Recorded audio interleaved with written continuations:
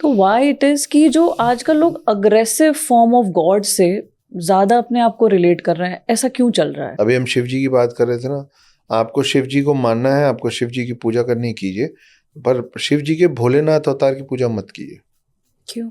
आप वीरभद्र की पूजा कीजिए, आप और उनके जो गुस्सैल रूप हैं, आप शरभ की पूजा कीजिए, आप रौद्र रूप की पूजा कीजिए। क्यों, मैं बताता हूँ। देखिए क्या है कि पहले का जो वक्त था ना, उस समय आप ही थे, ठीक है। आपके जो वेद पुराण सब लिखे हुए हैं, वो कोई हिंदू के लिए नहीं लिखे हुए हैं, वो संपूर्ण मानव जाति के लिए लिखे हुए हैं। क्योंकि जब ये लिखे गए थे ना, तब क्रिश्चियनिटी, इस्लाम, सिखिज्म, जैनिज्म, बुद्धिज्म, ये सब था ही नहीं।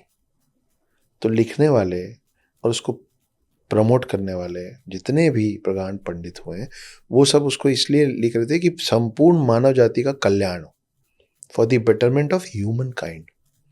फिर बाद में अलग अलग रिलीजन्स और सेक्ट्स आए तो बोले कि ये तो हिंदुओं की किताब है। तो हम तो तब से हैं, सबसे पहले से हैं। मेरा पॉइंट ये है कि उस समय सब लोग एक दूसरे से ऐसे मिलते थे। वो वक्त तब का था जब दो लोग बैठते थे और शास्त्रों के बलबूते निर्णय हो जाता था कि कौन ज़्यादा विद्वान है। जो हार जाता था वो हाथ जोड़ के माफ़ी मांग लेता था। आज ऐसा होता है? नहीं होता। अलग अलग एग्जाम्पल दे रहा हूँ, समझने वाले सबको कनेक्ट करके समझ जाएंगे। कल मैं होटल के रूम में बैठा हुआ था, टीवी का चैनल स्क्रॉल कर रहा था, तो लगे रहो मुन्ना भाई आ रही थी। तो उसमें मैं देखा कि संजय दत्त साहब और अरशद वारसी साहब बोमन ईरानी साहब के घर के बाहर धरना दे के बैठे। ठीक है, तो बोमन ईरानी आते हैं बाहर और बोलते हैं कि क्या चल रहा है। तो बोलते हैं, मामू हम लोग तेरे को मारेंगे भी नहीं, कुछ नहीं करेंगे, हम यहाँ धरना दे के बैठे रहेंगे जब तक तू ओल्ड एज होम की चाबी नहीं दे देता। जाते जाते बोमन ईरानी अपने दोनों वॉचमैन को तोड़ दो सालों को। एक बंदा आता है और संजय दत्त ऐसे मुस्कुरा रहे हैं, घुमा के एक थप्पड़ मारता है। तो अरशद वारसी गुस्से से दौड़ के आते हैं कि भाई को। तो संजय दत्त, रुक रुक रुक रुक, बापू ने बोला कोई एक गाल में मारे तो दूसरा गाल आगे कर लेने का, तो ये ले। तो वो दूसरे पे भी घुमा के दे देता है। उसके बाद संजय दत्त उसको एक थप्पड़ मारते हैं, बोलते बापू ने ही नहीं बताया दोनों में मार दे तो क्या करना है। ठीक है ना। तो वो वक्त अलग था कि जब आप दो लोग शास्त्रों पे बात करके और सही गलत का निर्णय हो जाता था। आज ऐसा नहीं होता है। आज शास्त्रों के साथ शस्त्रों की जरूरत है। कहां से आया ये शब्द काफिर? बैन हो जाना चाहिए देश में काफिर शब्द, कि काफिर बोलोगे तो अंदर घुसा देंगे तुमको। काफिर का मतलब यही हो गया है कि जो अल्लाह को ना माने वो काफिर। लेकिन हमारे रिलीजन में कहीं ऐसा नहीं लिखा ना कि जो भगवान को ना माने वो असुर।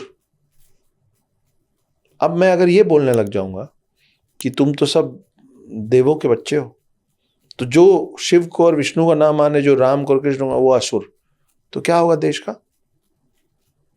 तो अगर मैं ये बोलूंगा और गलत है, तो फिर कोई भी इस देश में अगर चाहे फिल्मों में चाहे कहीं भी किसी भी रूप में ये बोल रहा है कि अल्लाह को नहीं मानने वाला काफिर है, तो फिर उसको बैन करना चाहिए। आप उनको नहीं बदल पा रहे हो, तो अपने आप के बचाव के लिए भी आपके हाथ में हथियार तो होना पड़ेगा ना। सामने वाला तलवार चलाएगा तो आप अपना बचाव खाली हाथ से करोगे, हाथ कट के अलग गिर जाएगा आपका। तो तलवार को रोकने के लिए आपके हाथ में तलवार चाहिए ना। कमिंग बैक टू लगे रहो मुन्ना भाई में गांधी जी, आपको और मुझे समझ में नहीं आया, हमारे पिताओं को समझ में नहीं आया कि जब गांधी जी ये नॉनसेंस बात दे रहे थे ना कि नॉन वायलेंस, हम लोग सबकॉन्शियसली अपने सारे भगवानों को नकार रहे थे। क्योंकि आप उस कौम में पैदा हुई हैं जहां आपके घर में शस्त्र पूजा होती है। सिंह है ना आप, सोनल सिंह है आपका पूरा नाम। आपके घर में और लगभग हर हिंदू घर में अलग अलग समय में, खास करके दिवाली के आसपास, शस्त्रों की पूजा होती है। आप उस कौम में पैदा हुए हैं जहां पे हर देवी देवता के हाथ में अस्त्र और शस्त्र, महिलाओं के भी। जब आप नॉन वायलेंस का गाना गाना शुरू करते हैं तो फिर आपको लगता है कि परशुराम गलत थे, तब आपको लगता है कि शिव, विष्णु, राम सब गलत थे। तो हम भोलेनाथ की पूजा करते करते उनको, भाई आप जिसको आइडल मानेंगे आप अपने आप को वैसे ही बनाना चाहेंगे ना। मेरे आने वाली जनरेशन भोली होगी तो खत्म हो जाएगी। नहीं चाहिए मेरे को भोली जनरेशन। मेरे को चाहिए कि मेरी आने वाली जनरेशन को वो आगे बढ़ के लोगों से ऐसे मिले, लेकिन उससे जो मिल रहा हो उसको मालूम हो कि उसको ऐसा करना आता है। अब आप चुन लो कि मैं आपसे ऐसे मिलूं या ऐसे मिलूं। आप मुझसे जैसे मिलोगे मैं आपसे वैसे मिलूंगा। आप मेरे को प्यार से ग्रीट करोगे, मैं दोनों हाथ जोड़ के मिलूंगा। आप मेरे से गलत तरीके से पेश आओगे, मैं वही दोनों हाथ आपके ऊपर इस्तेमाल कर लूंगा। मैं वही बात बोल रहा हूं मैं कि आप तलवार के सामने आपको तलवार लगाना पड़ेगा। आप मेटल, आप डंडा नहीं झेल सकते। हम लोग डंडा पड़ेगा तो हाथ करते, तो फिर ऐसे करते कि नहीं करते? तो डंडे को रोकने के लिए कुछ तो चाहिए। तो कोई प्रॉब्लम नहीं है। अगर शिव का रौद्र रूप की फोटो लग रही है, लगनी चाहिए। अगर विष्णु जी, वो जो यदा यदा धर्मस्य वाला जो फोटो चलता है कि वो रथ पे भीष्म खड़े हैं और यहाँ से वो चक्र लेके दौड़ गए गुस्से से कृष्ण, हम क्यों कृष्ण का सिर्फ प्रेम वाला रूप दिखा रहे हैं? कृष्ण ने भी युद्ध किए हैं, कृष्ण को भी गुस्सा आया, कृष्ण ने भी चक्र चला के लोगों का गला काटा है। तो आपको उस रूप के बारे में मालूम होना चाहिए। और आपसे ज्यादा आपकी गाड़ी के पीछे जो गाड़ी चल रही है ना, उसको मालूम होना चाहिए कि भाई वो गाड़ी के अंदर शायद नीचे अपने पैर पे लिखा होगा वेलकम, लेकिन पीछे से गाड़ी ठोकोगे तो आके दूसरा गाल नहीं बढ़ाएगा। तो तना हुआ धनुष अब के समय, देखिए आपके जो भगवान है ना, वो भी अलग अलग समय में अलग अलग रूप धारण करके आए। तो अगर विष्णु जी को अगली बार, राम के बाद अगली बार पृथ्वी में आना ही था, तो फिर से राम रूप लेके क्यों नहीं आ गए? कृष्ण रूप लेके क्यों आए? क्योंकि आपके भगवान भी आपको समझा रहे हैं कि आपको समय के साथ बदलना पड़ेगा। अगर मर्यादा पुरुषोत्तम राम महाभारत में आते, आप मर्यादा मर्यादा उसके साथ खेलेंगे जिसको मर्यादा शब्द का अर्थ पता हो। मर्यादित लोगों के साथ मर्यादा के दायरे में लड़ा जाता है।